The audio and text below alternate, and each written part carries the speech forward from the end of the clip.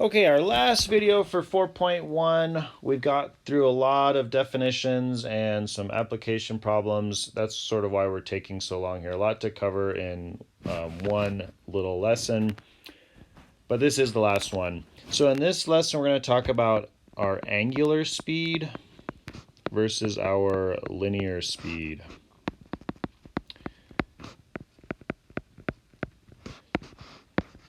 So our angular speed, we're going to use the Greek letter omega. It looks kind of like a W, but a W is all straight lines like that. The omega is sort of curved.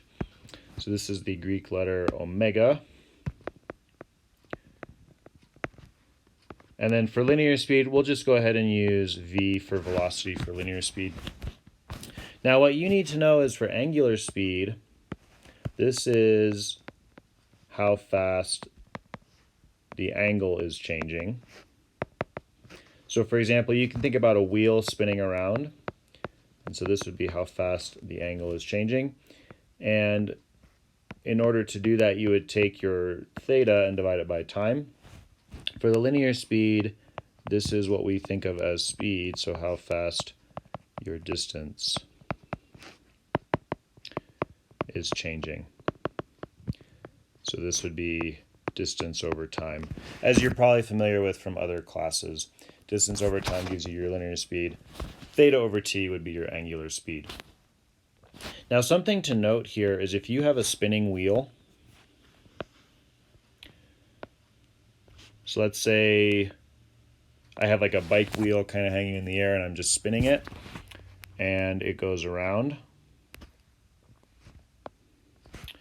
And let's say we have a bug on the wheel.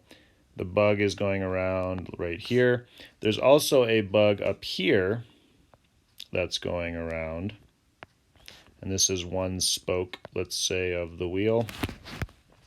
Notice that once this first bug gets here, so this is bug 1 and bug 2, the spoke is still in the same spot, and this angle is equal. So that means that no matter where you are, bug 1 and bug 2 have equal angular speed. However, bug 2, as you can see in my diagram, has traveled a lot farther, so bug 2 has greater linear speed, greater V. So just something to keep in mind. This is just sort of to help you in problems when you're done and you might be like, well, that's a weird result. Just know that angular speed, it doesn't matter where you are. The linear speed, though, it does. If you're further towards the end of whatever's spinning, then you have a greater linear speed because you have more distance to cover. Anyways, let's go back to the problem. So what we are going to be using in all of these problems is a formula that relates the two. And so the formula is your velocity, your linear speed, equals whatever the radius is, so that's kind of how far away you are, right? So you could be either this distance or you could be all the way at the end, depending on which bug you were. But it would be V equals R times omega. And for omega, we're going to be using radians. Radians per whatever our unit time is. But this is the key formula whenever you're finding linear speed and angular speed. Rewriting it, you could say that angular speed equals linear speed divided by the radius. That's the other version we're going to use. And these are the only formulas we're really going to be using in these examples. Okay. So let's say you're on the interstate near Flagstaff, and so we are watching a car, or you're in a car, and it is going 65 miles per hour because that is the speed limit near Flagstaff. And let's say it has tires, just to keep things kind of straightforward to begin with. Let's say its tires have a diameter of 2 feet, 24 inches.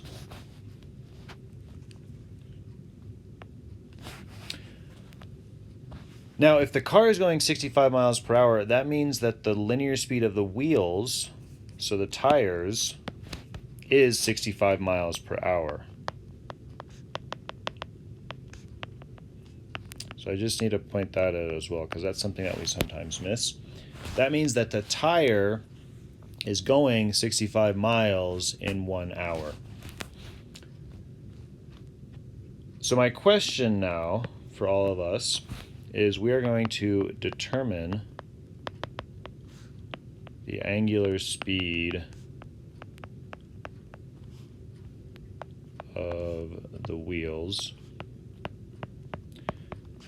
and I'm going to do sort of 2 parts to this problem. Most of it will be the same except right at the end. Whoops, that says is, it should say in. The first one is going to be radians per minute. But radians per minute is not really a useful measure. This is not used in our everyday lives. So we're going to finish the problem by converting this to revolutions per minute. And this you might have heard of.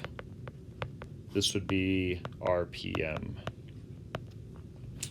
So radians per minute and revolutions per minute both look like RPM, but so the reason I'm sort of separating this out is to remind you that they are different. Radians and revolutions are different. Okay. So a couple of things to remember. If you want 1 mile, you're going to need 5,280 feet. If you want inches to feet, I don't think we'll need this in this problem, but 1 foot is 12 inches. If you want 1 hour, that would be 60 minutes. If you want 1 minute, that would be 60 seconds. And then for our new measurement here, revolutions and radians, if you're thinking about this intuitively, just think about it in this way. 1 revolution is 1 full rotation, where there's another R word, but 1 full revolution equals 2 pi radians, or 360 degrees. So we will be using these conversions. If you want to write those down somewhere so you remember, you can do that. A student once told me that 1 mile is 5 tomatoes, which I thought was really cool. 5, the 2 gives you the toe, 8 gives you mate, and then O's is the O. So 5 tomatoes. Anyways, I thought that was cool. All right, so we have our V is 65 miles per hour. I know my radius is 2 feet, but I don't know my omega. So let's set up our equation. V equals R omega. And so at first glance, this looks really easy. All I have to do is divide by 2, and that's my answer. But the units are all wonky here. So let's kind of go back and think a little bit more about units. So 65 is currently in miles, but miles needs to go into feet, right? So that these two will match. So let's go ahead and first of all, let's take the 65 miles and convert that to feet. Now, however you want to do this,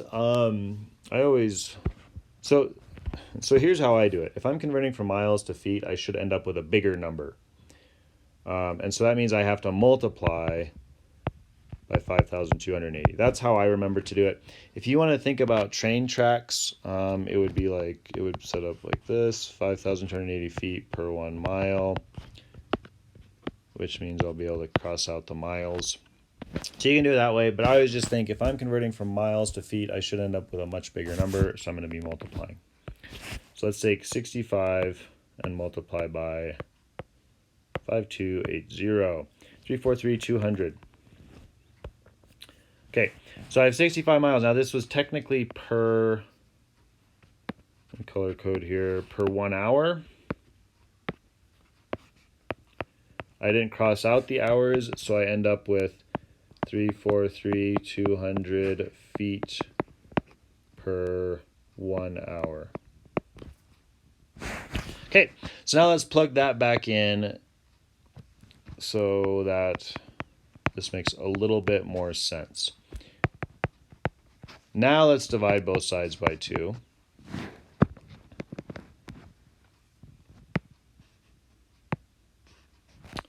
Three, 4, 3, 200 divided by 2. 171, 600. 171, 600 equals omega. Now let's think about what happened here. I had feet per hour in the numerator and I had feet in the denominator. So this is no longer feet. The feet get crossed out.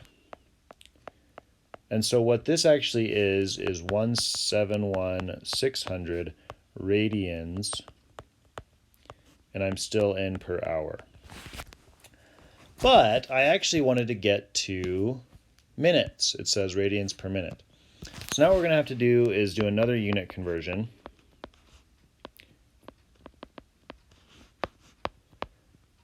Now, in this problem, I know that if I go from hours to minutes, I should end up with a smaller number because I don't have as much time to get this speed going. So I know I have to actually divide by 60, or you can use your train tracks. If you don't know what I mean by train tracks, that's fine. Basically what I'm doing though is I'm setting it up so that my units will cancel, hours over hours will cancel. And now I'm left with radians per minute. So let's take our number here, 171, 600, divide that by 60, and I end up with 2860. So this car, the tires of this car are going 2,860 radians per minute. And that is the answer to part A. All right. Next, though, what I have to do is I have to take my 2860 for part B.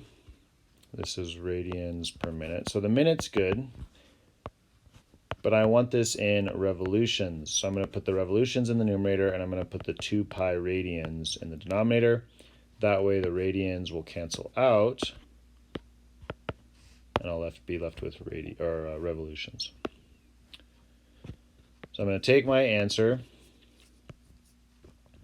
2860, and I'm going to divide by 2 pi, and I get 455.2.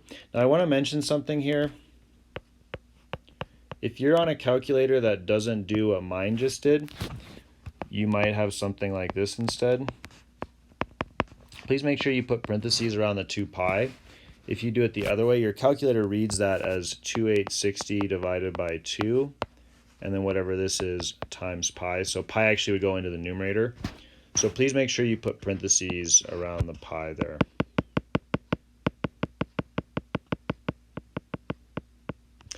All right, so I have 455.2, and this was an RPM. Okay, so what I did was, so let's just kind of recap here. I am done with the problem, but what I did was I took 65, I multiplied that by 5,280 to get it into feet, and then I had to divide by the 2, that was the radius, times 60 minutes, times 2 pi. So this was sort of the full problem that I did, all the steps in one there, but I also broke it up based on unit conversions that we did. Okay, and that actually concludes 4.1. We are now done with everything in 4.1.